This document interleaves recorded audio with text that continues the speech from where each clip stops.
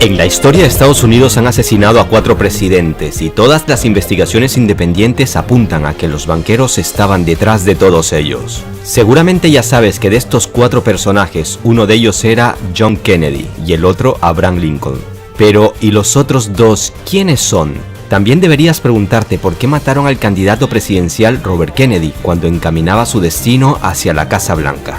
No te vayas, que ahora te doy detalles basados en hechos y datos que corroboran todo lo que digo. Y te quedará claro por qué asesinaron a John Kennedy, un caso que hasta el día de hoy supuestamente no está resuelto. Pero antes de esto pregúntate, si el establishment de Estados Unidos ha sido capaz de matar a 4 presidentes y al menos a un candidato presidencial, ¿entonces también son capaces de matar a líderes de otros países? La respuesta es que no solo son capaces de esto, es que ya lo han hecho en numerosas ocasiones. ¿Quieres saber por qué? En breve te lo cuento, pero te adelanto que otra vez las investigaciones independientes apuntan a la élite financiera de Estados Unidos. El imperio del mal y los amos del mundo, segunda parte. En la primera parte de esta serie, El Imperio del Mal y los Amos del Mundo, te contaba de cómo los banqueros se adueñaron del planeta con la Reserva Federal, y hasta cómo Estados Unidos llegó a traicionar a sus aliados para satisfacer a la banca. Si no has visto la primera parte, te dejo el enlace en la descripción. Pues bien, como había prometido, en esta segunda parte nuestro protagonista será John Kennedy. Pero para entender por qué fue el último presidente de Estados Unidos al que asesinaron, debes conocer por qué mataron al primero un siglo antes, o sea, a Lincoln. Mira el video hasta el final, no te decepcionaré. El vil asesinato de Abraham Lincoln. El 14 de abril de 1865, el presidente de Estados Unidos, Abraham Lincoln, recibió un disparo en la cabeza en el Teatro Ford de Washington, D.C. Si bien existe una versión oficial de por qué lo mataron, algunos hechos ocurridos algunos años antes y otros un siglo después indican a que fueron las élites financieras las que organizaron su asesinato. Permíteme recordarte que este presidente fortaleció el gobierno federal y modernizó la economía, algo que no beneficiaba mucho a los banqueros. Y también debes de saber que la guerra civil empezó poco después de que él asumiera el poder, principalmente debido a que quería abolir la esclavitud. Y tenía varios estados esclavistas en contra. En resumen, Lincoln es presidente desde 1861 hasta 1865, año en el que lo matan. La guerra civil de secesión dura desde que Lincoln es presidente hasta unos días antes de su muerte. Y también debes de saber que unos famosos billetes que no agradaban a la banca, llamados greenbacks, se empezaron a emitir desde que Lincoln llegó al poder y dejaron de emitirse justo después de su muerte. ¿No te parece raro todo esto? ¿Es esto una mera casualidad? Pues la verdad, no.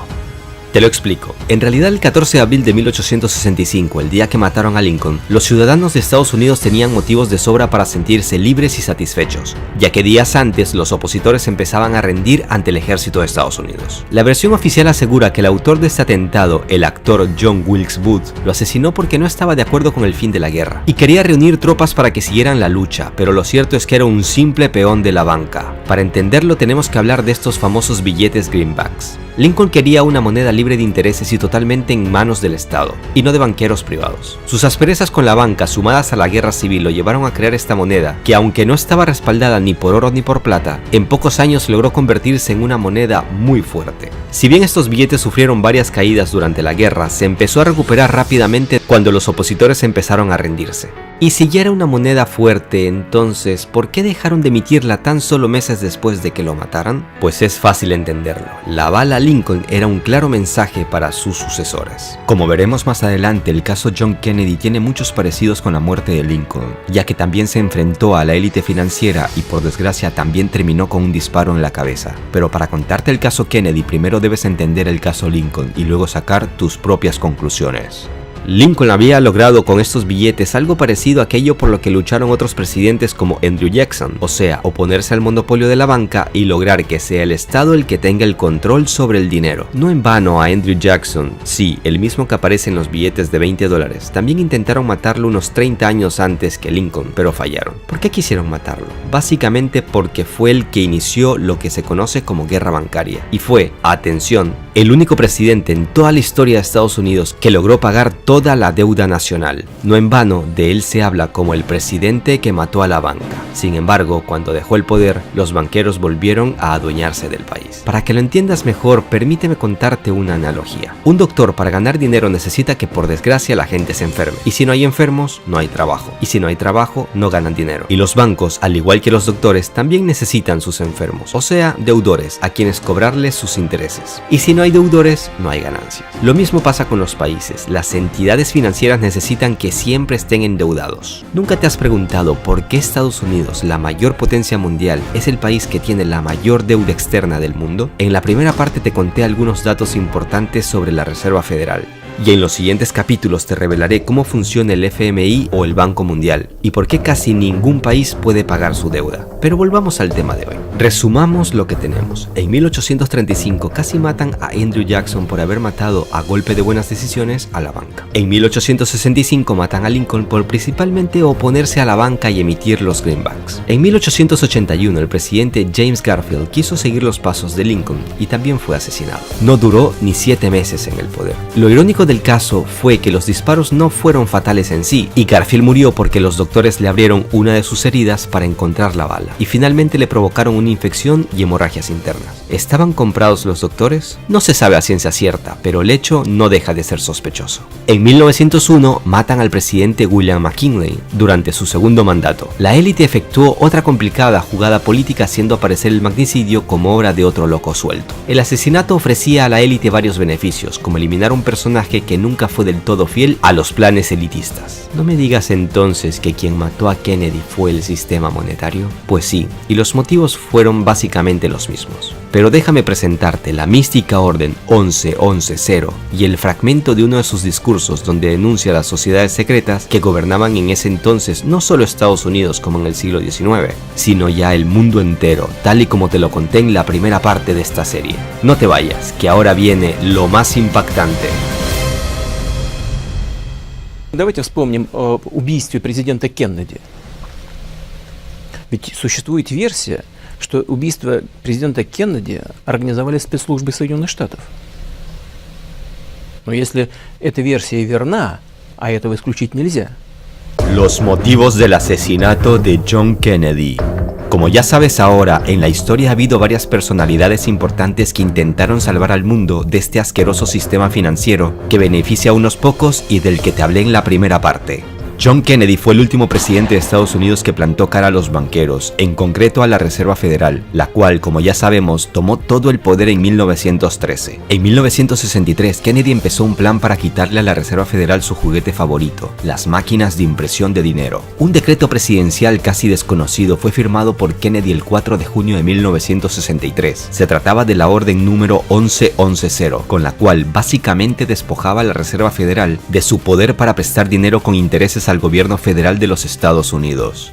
Más de 4.000 millones de dólares en billetes de Estados Unidos entraron en circulación en denominaciones de 2 y 5 dólares. Fíjate en un detalle, los dólares actuales tienen impresa la nota billete de la Reserva Federal y los dólares de Kennedy tenían impresa la nota billete de Estados Unidos. Una gran diferencia, ya que como te expliqué en la primera parte, los bancos de la Reserva Federal prestan dinero al Estado con comisión y con estos billetes de Kennedy se le acababa el negocio. Y es que Kennedy sabía que si los billetes de Estados Unidos avalados en plata circulaban ampliamente, eliminarían la demanda de billetes de la Reserva Federal. El presidente Kennedy fue asesinado meses después de firmar esta orden, en concreto el 22 de noviembre de 1963. Y adivinen qué fue lo primero que hizo el nuevo presidente Lyndon Johnson. Exacto, sacar inmediatamente de circulación los billetes de Estados Unidos. También déjame decirte que nunca circularon los billetes de Estados Unidos de 10 y 20 dólares, que ya estaban impresos cuando Kennedy fue asesinado.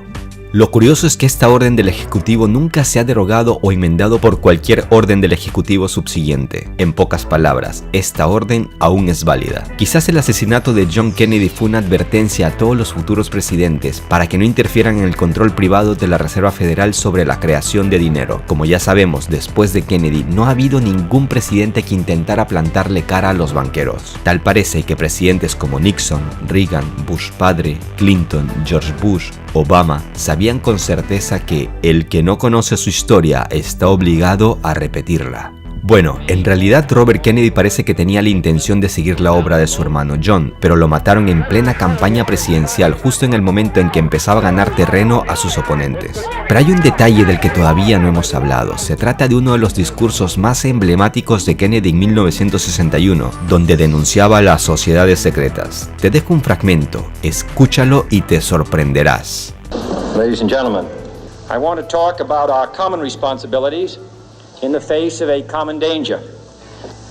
The very word secrecy is repugnant in a free and open society, and we are, as a people, inherently and historically opposed to secret societies, to secret oaths, and to secret proceedings. And there is very grave danger that an announced need for increased security will be seized upon by those anxious to expand its meaning to the very limits of official censorship and concealment. For we are opposed around the world by a monolithic and ruthless conspiracy that relies primarily on covert means for expanding its sphere of influence, on infiltration instead of invasion, on subversion instead of elections, on intimidation instead of free choice, on guerrillas by night instead of armies by day. It is a system which has conscripted vast human and material resources into the building of a tightly knit, highly efficient machine that combines military, diplomatic, intelligence, economic, scientific, and political operations. Its preparations are concealed, not published. Its mistakes are buried, not headlined. Its dissenters are silenced, not praised. No expenditure is questioned, no rumor is printed, no secret is revealed. I am not asking your newspapers to support an administration, but I am asking your help in the tremendous task of informing and alerting the American people. And that is why our press was protected by the First Amendment, the only business in America specifically protected by the Constitution, confident that with your help, man will be what he was born to be, free and independent. Desde la Reserva Federal consideraron este discurso y la firma de la Orden 1110 como una traición, ya que según ellos, Kennedy llegó al poder gracias a las influencias de las élites financieras. John Kennedy se convirtió en lo que temían en la Reserva Federal, que un hombre con poder y querido y admirado por millones les derrumbara el reino que habían logrado construir a lo largo de muchas décadas. Ten en cuenta que la élite financiera domina no solo los bancos, sino que tiene fuertes influencias en los servicios de inteligencia de Estados Unidos, como la CIA o el FBI. Además del control de los medios de comunicación. Por eso, la verdad no florece porque es secreto de Estado, y la prensa no te lo cuenta porque no les conviene. Suscríbete al canal para que no te pierdas los siguientes capítulos y dale like al video. Pero espérate, te adelanto lo que se viene.